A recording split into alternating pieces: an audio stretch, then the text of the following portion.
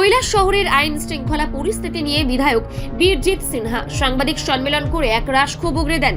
শহরের অশান্তির নেপথ্যে কাতালদিঘি পাড় এলাকার অসামাজিক কার্যকলাপের ঘাঁটি সরকারি নির্দেশে বন্ধ হওয়ার পর এবার উত্তর কাছের ঘাটে আরেকটি অসামাজিক কার্যকলাপের ঘাঁটির বিস্ফোরক অভিযোগ তুললেন বিধায়ক বীরজিৎ সিনহা। বিধায়ক বীরজিৎ সিনহার অভিযোগ, উত্তর কাছেরঘাট এলাকার সরকারি জায়গায় অবৈধভাবে বিজেপির দলীয় কাজ চালানো হচ্ছে এবং সেই সঙ্গে চলছে নানা অসামাজিক কার্যকলাপ। আরও বিস্ফোরক অভিযোগ করে তিনি বলেন, এই অবৈধ কার্যকলাপ চালানোর অনুমতি দিয়েছেন খোদ পুর পরিষদের চেয়ারপারসন চপলা দেবরায়। এই অভিযোগ সামনে আসতেই রাজনৈতিক মহলে তীব্র আলোড়ন সৃষ্টি হয়েছে। প্রশ্ন উঠছে, সরকারি জমিতে কিভাবে দলীয় অফিস ও অসামাজিক কার্যকলাপ চলতে পারে? প্রশাসনকে সব জেনেও নীরব দর্শকের ভূমিকা পালন করছে। আমরা মেইনলি আইন শৃঙ্খলার উপরে কিছু উত্থাপন করতে চাই।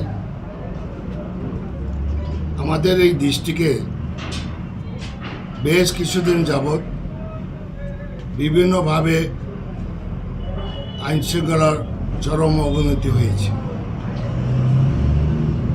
আপনারা জানেন, শিমুলতলা এই ফটিকরাই বিধানসভা কেন্দ্রে চাঁদা তোলার কেন্দ্র করে সেখানে সংখ্যালঘু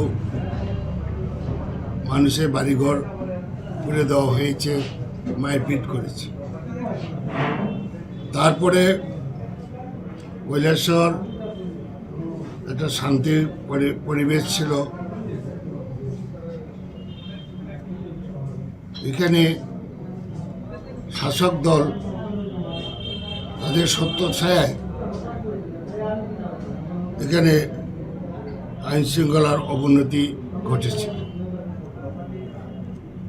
মেইনলি ঊনকোটি ট্যুরিস্ট লজের সন্নিকটে স্বাস্থ্য বিভাগের জমিতে সরকারি কোয়ার্টার ছিল, একসময় ডাক্তার ছিলেন এবং যুগ যুগ ধরে একটা আউটডোর ছিল। ডাক্তার রিটায়ার হওয়ার পরে উনি চলে গেছেন। এই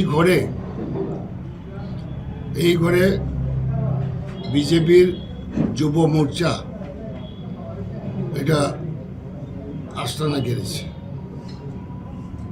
জানতে পেরেছি মিউনিসিপ্যালিটির কৈলাসরের চেয়ারপারসনের নাকি অনুমোদন দিয়েছে ওইখানে তাদের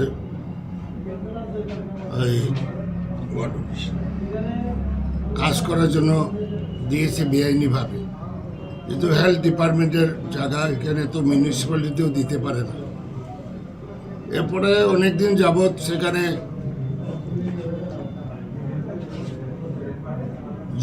কিছু যুবকরা এই যুব মোর্চার এখানে ঘাঁটি গেড়েছে। অসামাজিক কাম চলছে এবং মেইন রোডের সন্নিকট এই ঘর থাকায় মানুষ, ছেলে মেয়ে, কলেজের স্টুডেন্ট, স্কুল স্টুডেন্ট, মেয়েরাও যাতায়াত করতে ভয় পাচ্ছে।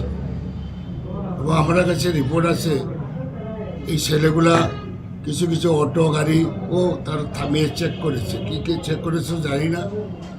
এটা তো একটা ভীতির সন্ত্রাস হয়েছে। কৈলাসরের মানুষ লিখিতভাবে এসপি ঊনকোটিকে মেমোরান্ডাম দিয়েছে, কয়েকশো মানুষের সই করে। তো আমি স্থানীয় এমএলএ আমাকেও একটা কপি দিয়েছেন। আমি ওইটারে ঊনকোটি এসপিকে এই যে সিএলপি লিডার এমএলএ হিসাবে ওই চিঠিটা রেফার করেছি। এই ঘটনা হতে পারে, এটাকে ইমিডিয়েটলি স্টপ করা দরকার। বেআইনিভাবে সরকারি কোয়ার্টার দখল করেছে এবং ওইটা প্রায় 1.5 মাস আগে দিয়েছি। এরপরে কোনো কিছু অ্যাকশন না দেখে আমরা বদরুজ্জামান আমরা কয়েকজন এসপির সঙ্গে দেখা করেছি। আজ থেকে 1 সপ্তাহ হয়নি। এসপিকে বলেছি, আপনি চিঠি পেয়েছেন, পাবলিকও দিয়েছে, আমিও দিয়েছি, পেয়েছি, আমি কি করব? আপনার অনেক কিছু করার আছে, আপনি তো ইনকোয়ারি করবেন। ইনকোয়ারি করার পরে গভর্নমেন্টকে জানাবেন। উনি এটা পাস কাটিয়েছেন। ডিএমকেও আমরা জানিয়েছি, কৈলাসর এসডিএমকে জানিয়েছি, কিন্তু করে নাই।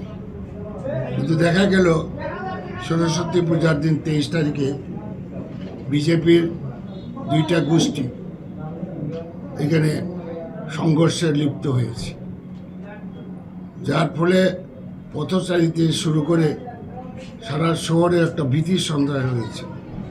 একদিকে নেতাজি সুভাষচন্দ্র বসুর জন্মদিন, সরকারি অনুষ্ঠান হচ্ছে, এবারে সরস্বতী পূজায় প্রত্যেকটা স্কুলে কলেজে পূজা হচ্ছে। ঠিক সন্ধ্যার আগে ঘটনা হওয়ায় ছেলে মেয়ে যারা পূজার সঙ্গে যুক্ত বা যারা প্রতিমা দেখতে আছে তারা কেউ আর বেরোনি, দোকানপাট বন্ধ হয়ে গেছে। এবং দেখা যায় এই পরিত্যক্ত ঘরে সেখানে অনেক অস্ত্রও পাওয়া গেছে। শুনেছি এটা ভাঙচুর করার পরে রাত্রেবেলা সামনে পুলিশ ডিউটি অবস্থায়ও পিছন দিক থেকে কিছু অস্ত্র সরিয়ে নিয়েছে। তাও যা উদ্ধার হয়েছে আমরা আপনাদের মাধ্যমে ফেসবুকে আমরা দেখেছি, অনেক দাও বল্লম ইত্যাদি মারাত্মক অস্ত্রশস্ত্র এখানে আবিষ্কার হয়েছে। এবং এটা চার্জশিট হয়েছে কিনা জানি না, আমরা ডিমান্ড করব এটা সঠিক যাতে চার্জশিট করা হয়, ধামাচাপা যাতে না দেওয়া হয়। এরপরেও বেশ কিছু বাড়িঘরেও কালকে রেড করেছে এবং সেখানে কি পাওয়া গেছে এটা প্রেসে যাতে জানায় যে আমরা এই পেয়েছি, এটাও কোনো পুলিশের তরফ থেকে প্রকাশ করেনি। এবং এই যে জিনিসটা তাদের কিসের জন্য হয়েছে জানি না, ব্যবসা সংক্রান্ত হতে পারে, অনেক সংক্রান্ত, এবং এই ঘরের মধ্যে ওর সামাজিক কাজও চলত, যা ইয়েটা পুলিশ যে আবিষ্কার করেছে এখানে জন্ম নিয়ন্ত্রণের কিছু জিনিসপত্র তারা সিজ করেছে। তাহলে এই ঘরের মধ্যে অবশ্যই এখানে ওর সামাজিক কাজ চলতো, পুলিশে নাকে দৌড়ায়, পুলিশ কিচ্ছু করে নাই। এবং আমরা তো আগেই বলেছি এই ডিস্ট্রিক্ট পুলিশ অ্যাডমিনিস্ট্রেশন পুরাপুরি ছোটো জগন্নাথ। এইভাবে চললে এই ডিস্ট্রিক্টের আইন শৃঙ্খলা আরবার অবনতি হতে পারে, কঠোর ব্যবস্থা নেওয়া উচিত।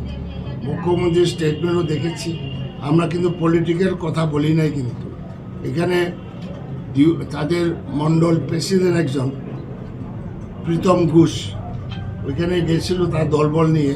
দুই পার্টি যখন সংঘর্ষ হয়, ও আহত হয়ে যখন হেঁটে আসছিল তখন সাংবাদিকদের ও বলেছে যে 200-250 মুসলমান অস্ত্রশস্ত্র নিয়ে আক্রমণ করেছে, ও নাকি প্রতিমা দেখতে গেছে।